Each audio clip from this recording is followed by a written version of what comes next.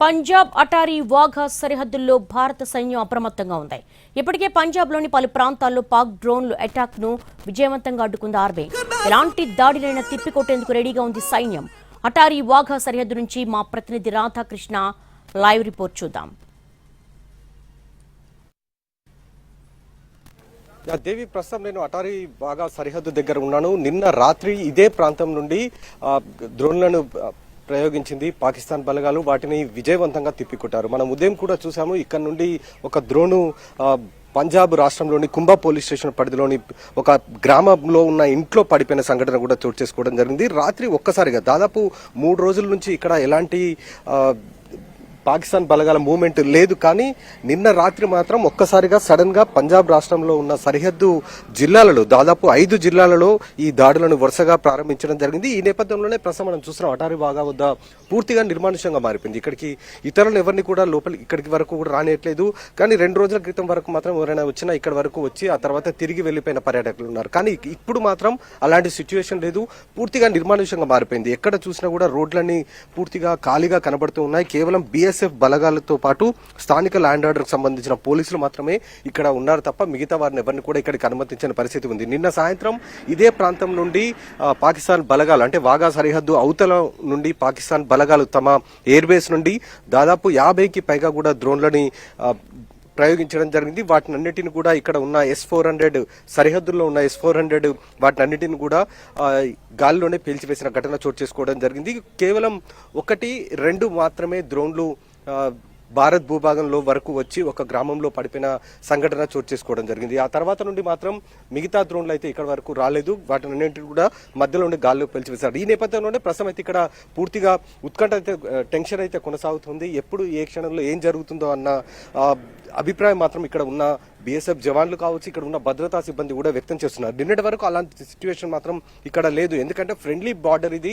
ఇటు రాకపోకలు ఎక్కువగా సాగుతూ ఉండేది. అలాంటి ఫ్రెండ్లీ బార్డర్ కాబట్టి అలా ఇబ్బందికర సమస్యలు ఉండవని అనుకున్నారు. కానీ నిన్న పాకిస్తాన్ బలగాలు ఎప్పుడైతే వాటిని డ్రోన్లను ప్రయోగించారో ఇదే ప్రాంతం వెంబడి ఇప్పుడు మనం చూస్తున్న ఈ ప్రాంతం నుంచే పైనుంచి ఆకాశంలో మీదుగా పంజాబ్ రాష్ట్రం వైపు వెళ్లడం జరిగింది. అక్కడ డ్రోన్లు కూల్చివేయడం కూడా జరిగింది. ఈ ఘటనలో ఎలాంటి ప్రాణహాని జరగలేదు, ఆస్తి నష్టం కూడా జరగలేదు. కానీ డ్రోన్లు మాత్రం ఎక్కడైతే పడ్డాయో అక్కడ డ్రోన్లను కూడా స్వాధీనం చేసుకోవడం జరిగింది. ఆ డ్రోన్లను పరిశీలించిన అధికారులు అవి టర్కీలో కొనుగోలు చేసినట్లు కూడా గుర్తించడం జరిగింది.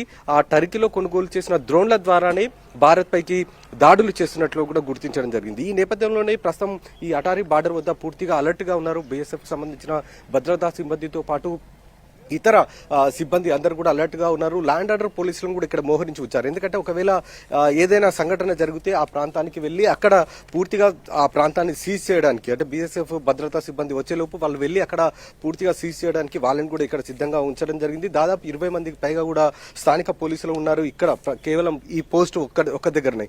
ఆ విధంగా మొత్తం చూసుకుంటే మాత్రం ఈ అటారీ బార్డర్ ప్రాంతం అనేది పూర్తిగా ప్రస్తుతం నివురుగప్పిన నిప్లా ఉందని చెప్పుకోవచ్చు. 2 రోజుల నుంచి ఉన్న సిచ్యువేషన్ రాత్రి నుండి ఇప్పటి వరకు ఉన్న సిచ్యువేషన్ పూర్తిగా మారిపోయింది. టెన్షన్ వాతావరణం అయితే ఉంది. మళ్ళీ ఈ రోజు రాత్రి ఎందుకంటే కేవలం పాకిస్తాన్ బలగాలు ఎప్పుడైతే బ్లాక్అవుట్ టైం ఉందో అంటే రాత్రి 9 గంటల నుంచి బ్లాక్అవుట్ టైం ఇక్కడ ఈ ప్రాంతంలో ప్రారంభమవుతుంది.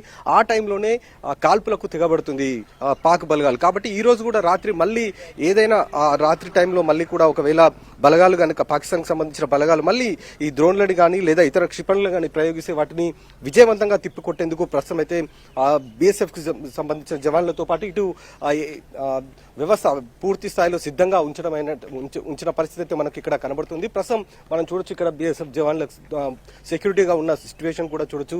మిగతా ఇక్కడ ఎవరు లేరు. ఈ ప్రాంతం మొత్తం కూడా ఖాళీగా ఉన్న సిచ్యువేషన్ అయితే కనబడుతుంది. ఈ రోజు రాత్రి కొంత ఉత్కంఠత అయితే కొనసాగే అవకాశం కనబడుతుంది.